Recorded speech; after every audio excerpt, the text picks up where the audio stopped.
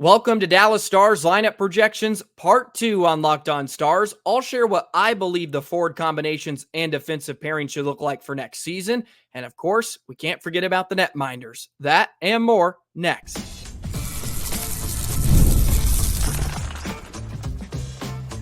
You're Locked On Stars, your daily podcast on the Dallas Stars, part of the Locked On Podcast Network. Your team every day.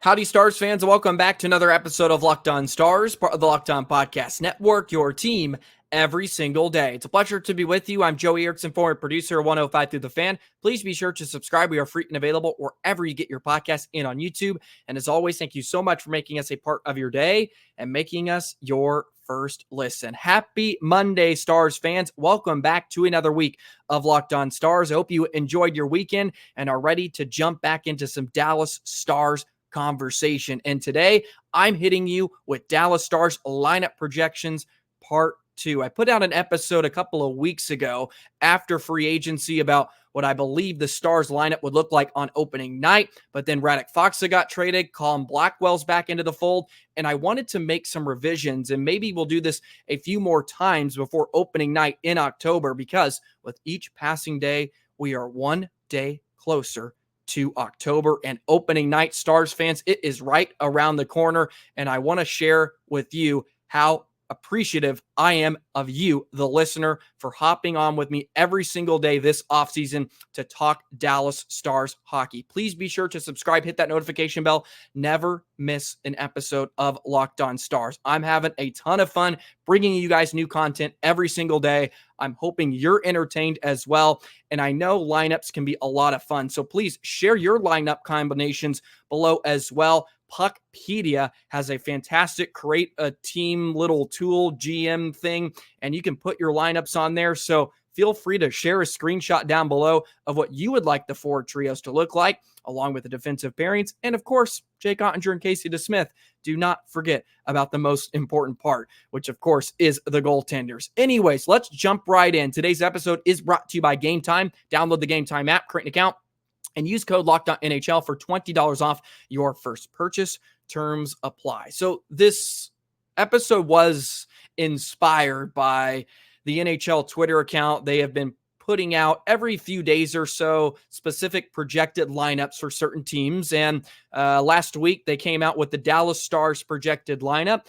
And I didn't have too many concerns or problems with what they put out. There was some on the back end especially, which I have more of an issue with, and I will get to that a little bit later on. But we will start with the forward trios, and the top line for the Dallas Stars, according to NHL.com, would be Roope, Hintz, centering Jason Robertson and Wyatt Johnston. Then you have Duchesne, Marchment, and Seguin, of course, Maverick Bourque, Logan Stankoven, along with Jamie Benn, and then Colin Blackwell, Sam Steele, and Evgeny Dodonov on the fourth line. I'll go ahead and share my picture of Puckpedia.com that shares with you my full lineup for the Dallas Stars forward groups. Of course, if you're on YouTube, you can see this. If not, I will explain it to you audio-only listeners. So I decided to make a change and a revision from last time. I don't know why, but I'm really, really loving Logan Stankoven as your right wing with Roope, Hintz, and Jason Robertson. I think this could be a heck of a top line because Stankoven will sort of give you that Pavelski vibe with, of course, a higher motor and the mobility and the ability to do a lot more on the forecheck than, of course, what Pavelski was capable of last season, even though he still racked up 65 points. Putting Stankoven on that right wing along with Robertson and Hintz gives them somebody that can be the F1. He can initiate disruption. He can initiate turnovers. He's just a puck hound. He's relentless, and he can create a lot of those turnovers. And number one, he is a playmaker. He can score, of course. He's always had the scoring touch, but I think he's a pass-first kind of player.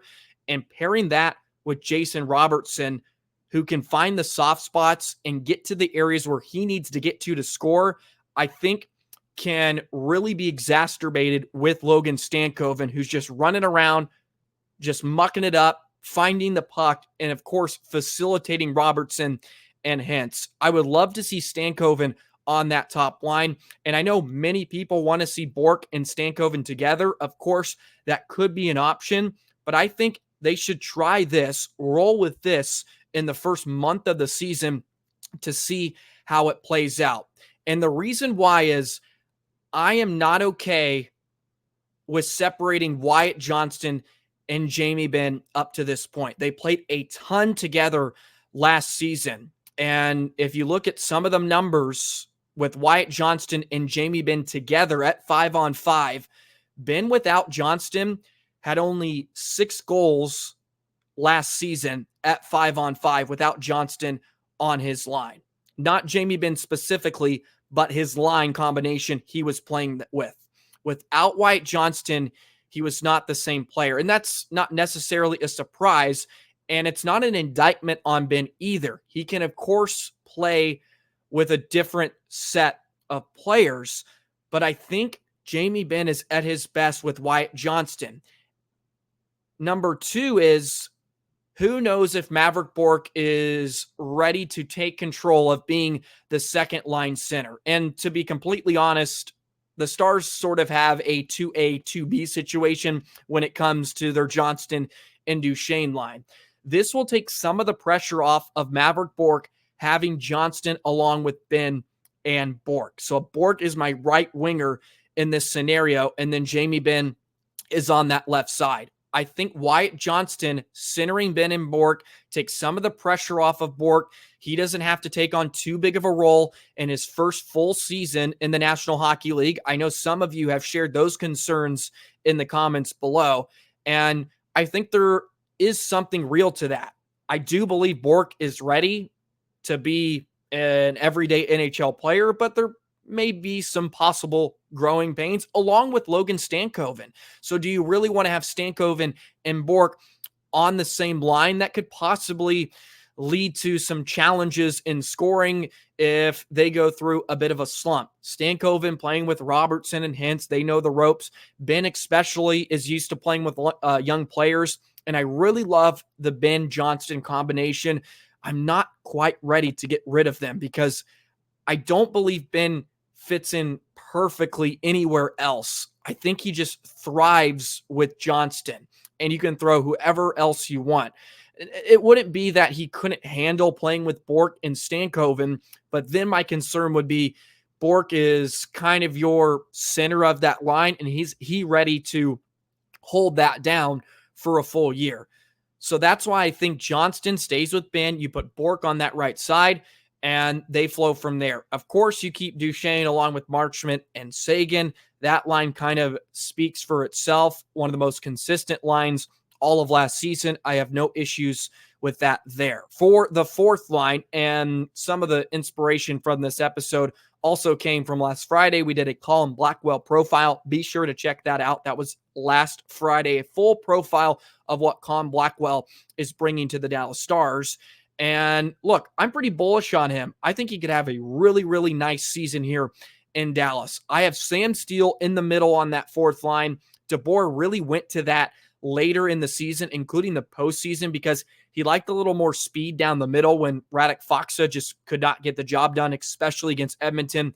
Dallas just could not keep up with the pace. Evgeny Dadonov on the left side, and then you have Colin Blackwell that can play right wing. Dadonov and Blackwell, and Steele for that matter, are sort of Swiss Army knives.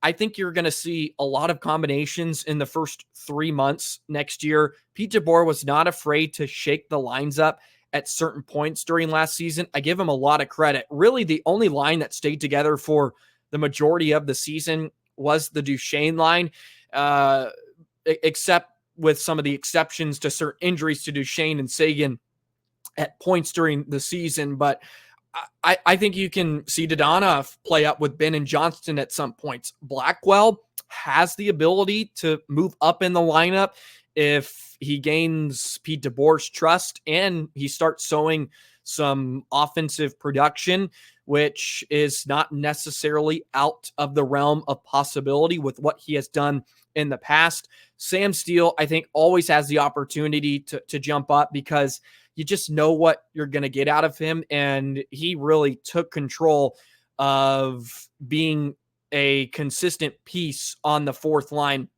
last year, and along with the penalty kill. Steele and Blackwell can give you some PK time. Of course, Hintz is going to get some of that duty along with Johnston and Stankoven. Man, I would love to see Johnston and Stankoven be a pair together. They might score 10 shorthanded goals next year with that amount of offensive power on the PK unit. I think Johnston and Stankoven will be a ton of fun. Of course, Hintz is going to get his time because he'll get out there and win some draws along with Seguin. So that's what I'm rolling with for my top 12 into next season. Then you can talk about Matej Blumel. Brendan Smith can also play forward. I know he is listed as a defenseman, but he actually can play some wing. So maybe he's your 13th forward as a healthy scratch in the press box next season. But don't forget about Matej Blumel, and Oscar Bach is another player down in Texas that could be your 13th forward. So just a quick review, your top 12, what I believe the Dallas Stars should roll with next season, at least on opening night. Of course, you're going to make some revision throughout the season. Roope Hansen between Jason Robertson and Stankoven. Second line, Johnston between Benn and Bourque. Duchesne will be flanked by Marchment and Seguin, of course. And then your fourth line, Steele in between Evgeny Dodonov and Colin Blackwell. So there is my forward trios. I don't know if many of you will have necessarily a ton to gripe with about this. I think we can all agree we're not too worried about the forward combinations in the grand scheme of things. And I'm not opposed to having Johnston on that top line. I mean, my Lord, that will be an absolute juggernaut of a top line. You could convince me with any of these combinations. I think for the most part, any of you could convince me. Johnston here, Bourque there, whoever. I don't necessarily have a ton of grievances. Where we might disagree is the defensive pairings, and that's what we're going to get to in just a moment.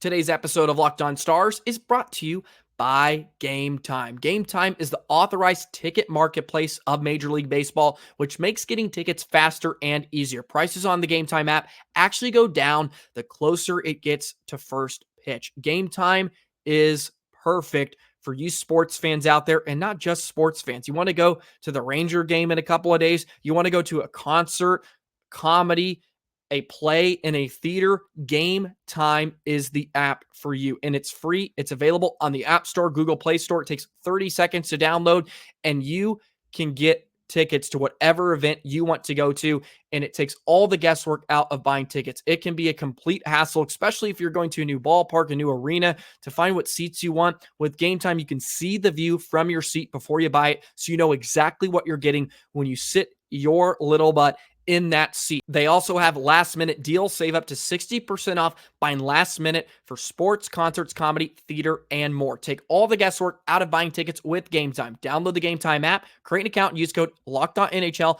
for $20 off your first purchase. Terms apply. Again, create an account and redeem code LOCKEDONNHL for $20 off. Download Game Time today. Last minute tickets, lowest price guaranteed. Okay, let's roll into the defensive pairings I believe the Dallas Stars should rock with on opening night in just a few months. It's going to look quite a bit different than it did just a few months ago when the Dallas Stars were knocked out of the Western Conference Final for the second straight season.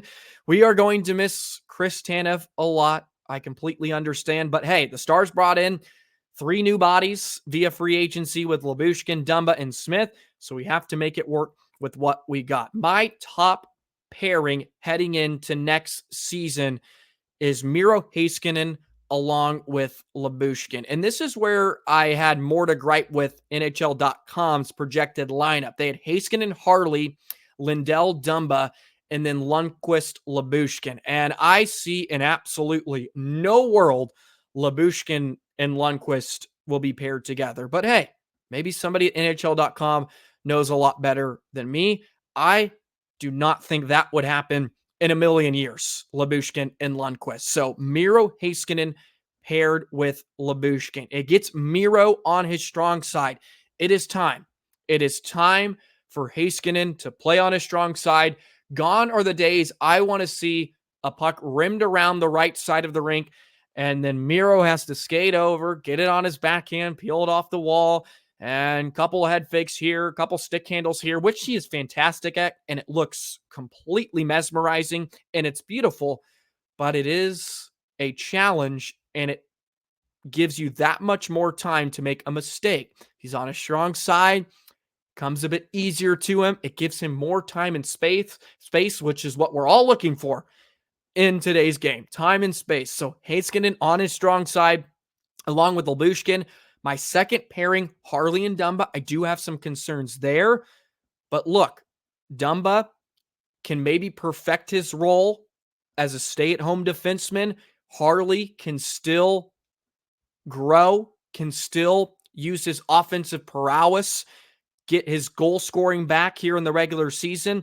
And then my final pairing is Lindell and Lundqvist. I don't necessarily love having Lindell on the third pairing.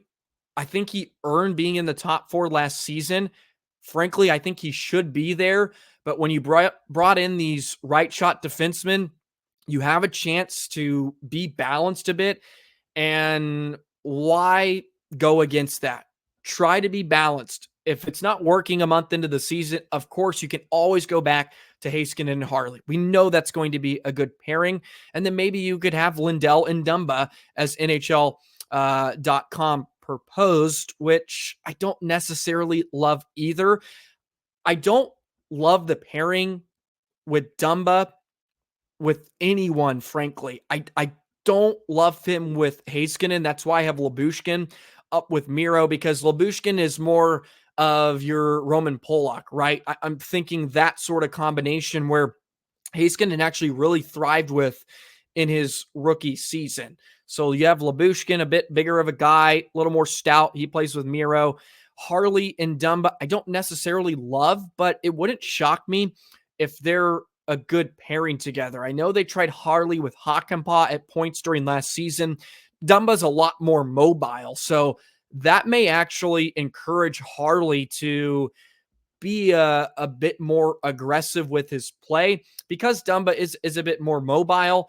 I know he's not the greatest defensively, and he can be a liability at points, but Harley and Dumba, just it feels okay for me for right now, is how I would put it. I think it's okay. And then Lindell and Lundqvist makes a lot of sense due to the fact that Lindell's a veteran. He's been around the block. DeBoer will trust him to play with Lundqvist, and maybe they could be the Suter-Lundqvist pairing, right? Where DeBoer at least trusts having a veteran with Lindell along with Lundqvist. And who knows? That doesn't mean necessarily Lundqvist is even going to be in the lineup on opening night.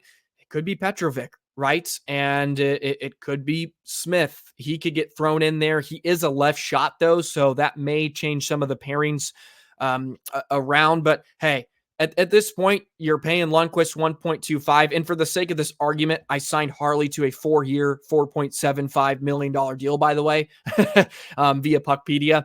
A lot of fun. I really encourage you to go play around and share your Dallas Stars lineups with me. Please do so. So your seventh defenseman could be Smith, and what it probably will be Lundqvist. But hey, you're paying Lundqvist. I think this is a fresh new start for him. Hopefully, that could be really hard with what we've seen from Pete DeBoer and his usage of Lundqvist. But you let Lundqvist play opening night and see how he fares, and you give him hopefully a bit longer of a leash. And if it doesn't go to plan, you can always stick Petrovic in there or Brendan Smith. I would love for Liam Bichsel to find his way into the lineup. I think that's best case scenario. We talked to Sam Nessler last week, and he feels that Bichsel's going to get called up at some point during next season, and maybe it's a November call up. Could see December or January, if the Stars are hurting and he's proving to be really, really good in the AHL, I think he does need some games down there. He hasn't played a ton over here in North America. You get him 25 to 40 games and you reassess from there. And if they believe he's ready for the step up, then boom, I think you throw him into the mix. What do you have to lose at this point? I've been pretty straightforward on it since free agency. I don't think this is really a contender in the West with these players on defense. I don't necessarily believe it's a massive step back, but it's certainly not better than what you had at the end of last season. You're still a move away, a trade deadline away from making this, a back end that's really really destined to do some damage in the postseason. They came up short last year again with Tanev in the lineup, and what we thought turned out to be a decent little back end, and they were still short. I don't think this closes the gap, unfortunately. So you just kind of roll with it, and hey, maybe Dumba is a reclamation project that turns out to be a complete steal for the Stars at 3.75. I don't necessarily believe it. I don't think he's that type of player at this point in time to throw into the top 4. But as we've said, you have to play with the cards you're dealt. So this is what I think they should roll with. And you can make some adjustments from there. Would love to hear your pairings. Are you really in love with Heiskanen and Harley? Would you not break that up at all? Of course, it's going to force someone on their offside, which will more than likely be Miro. Or are you willing to break that up and kind of get some balance within the lineup on the back end? Alrighty, those are my defensive pairings rolling into next season. You can see the goaltenders on there as well, and we will get back to the netminders in just a moment. Of course, we know who is going to be the number 1, but I did want to talk about some usage time. What is the split going to look like between DeSmith and Otter, and some more things, of course, in just a moment. Today's episode of Locked On Stars is brought to you by eBay Motors. Passion, drive, and patience, the formula for winning championships, is also what keeps your ride or die alive. eBay Motors has everything you need to maintain your vehicle and level it up to peak performance. Superchargers, roof racks, exhaust kits, LED headlights, and more. Whether you're into speed, power, or style, eBay Motors has you covered. With over 122 million parts for your number 1 ride or die, you'll always find exactly what you're looking for. And with eBay Guaranteed Fit, your part is guaranteed to fit your ride every time or your money back. Because with eBay Motors, you're burning rubber, Stars fans, not cash. With all the parts you need at the prices you want, it's easy to make your car the MVP and bring home huge wins. Keep your ride or die alive at ebaymotors.com. Eligible items only. Exclusions apply. eBay Guaranteed Fit only available to U.S. customers. Of course, we know who the Dallas Stars' number 1 goaltender will be for next season, and that will be Mr. Jake Oettinger. But I did want to discuss what the possible split could be between him and DeSmith for next season. I also had a wonderful conversation with Sam Nessler last week. I'll plug this interview one more time. Please be sure to go take a look at that, because he talked about the relationship of Wedgewood and Jake Oettinger. He also wrote a story which kind of broke the news that Wedgewood and Dallas were not agreeing on a deal for this upcoming season, which of course led him to signing with Nashville. And he spoke to how that relationship between Oettinger and Wedgewood could possibly affect Otter next year, because they were a perfect combination and seemed to get the best out of each other. Anyways, Oettinger started in 53 games last season. He was 35, 14, and 4, 905 save percentage, and a 2.72 goals against average. Wedgewood started in 28 games. I think 53 to 55 games is sort of the sweet spot in terms of where Otter and the Stars would like him to play next season. I would say anywhere from 45 to 55 games is the sweet spot they're looking for. He does have a full off season. You have to take that into account where he'll be on the ice a bit more than he was last season. He should be fresher, so he could take on a bit heavier of a load for next season. But I feel like 55 games is sort of the cap of where Dallas would want him playing. And of course, that does depend on his health and depends on Casey DeSmith's health as well. Last year, Otter went down for a month, so Wedgewood got a ton of playing time. But let's say DeSmith goes down at some point, then you could have Otter upwards in the high 50s, even low 60s like he was a year prior. But I think the split usage between him and DeSmith will live somewhere around 45 to 55 games in terms of Otter's playing time. You look at DeSmith last year in Vancouver, he appeared in 29 games, 2.89 goals against average, and an .896 save percentage. Somewhere around similar numbers to Wedgewood. If you look at Wedgie's numbers, .899 save percentage and 2.85 goals against average. I know there is some belief that DeSmith is not going to be as good as Wedgewood, but we're not necessarily looking for him to shut it down completely. You just have to give the Stars a chance to win most nights you're in the net. And Wedgewood did that admirably. Not necessarily a guarantee that DeSmith will do that, but if he can give some Otter some rest every once in a while and he can be strong in net, that's all the Dallas Stars are looking for. But I think 55 is probably the max amount of games the Stars would like to get him in. I know your top guys that have a heavy workload are getting into the 60s, like your Hellenbucks and of course Shesterkins, but they don't want to use Otter that much. He's still really, really young. Keep his legs as long as possible, and that's going to benefit you down the line when you talk about an Oettinger extension. Feels like goalies are starting pitchers to some degree. You have to think about how much you can use them and how do they feel.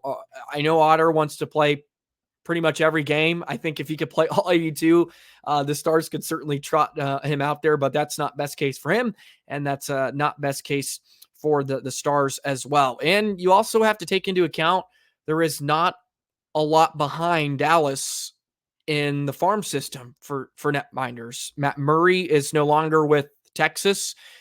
Poirier is going to kind of take over as the number one there with the Texas Stars, and then Benjamin Cross is slotted to be the backup there in Texas. So how is that going to factor in if DeSmith gets hurt, right? And we saw that when Otter went down. Wedgewood had to take on a heavy workload, and Murray ended up only getting in to one game last year. And hey, he pitched a shutout against Minnesota, so he was a perfect 1-for-1. But there wasn't a whole lot of trust behind Wedgewood. So how is that going to factor in if Dallas deals with some injuries, which, if history repeats itself, it's going to factor in because that's the nature of the National Hockey League. All right, that kind of wraps up my Dallas Stars lineup projections, and I may do another one in a couple weeks, maybe next month, kind of revise it.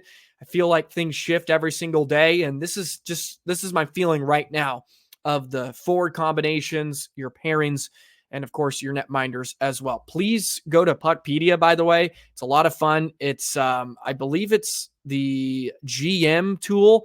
I think it's your GM tool. Yeah, Puck GM. That's what it is. And you can go in there and kind of create your team. You can pick the Stars and then kind of play with the lineups. And feel free to share a screenshot, put it in the comments below. All of you compare, and I would love to see your lineups as well. That will do it on a Monday on Locked On Stars. Shout out to all you everydayers. Please share some love to other Locked On Podcast Network shows as well, especially in the DFW Metroplex. It's not just Locked On Stars. We have Mavs, we have Cowboys, we have Rangers as well. Show some love to some other shows if you love Dallas Stars hockey as much as I do, or if you love baseball as much as you do hockey, which, hey, we're all multi-sport people, I assume. Like to hear some different conversations on certain things. Otherwise, hey, I'm not opposed for you sticking around Locked On Stars. I appreciate it, of course. I do this for you guys. You guys are fantastic, and we're going to continue to rock and roll this off season. Alrighty, fun week ahead. I'm into the works of doing some crossover episodes with Locked On Wild, Seth over there, and of Locked On Predators. That might be up on Wednesday, so be on the lookout. A lot of fun stuff coming your way this week. Have a great rest of your day. And of course, as always, see you tomorrow. So long, Stars fans.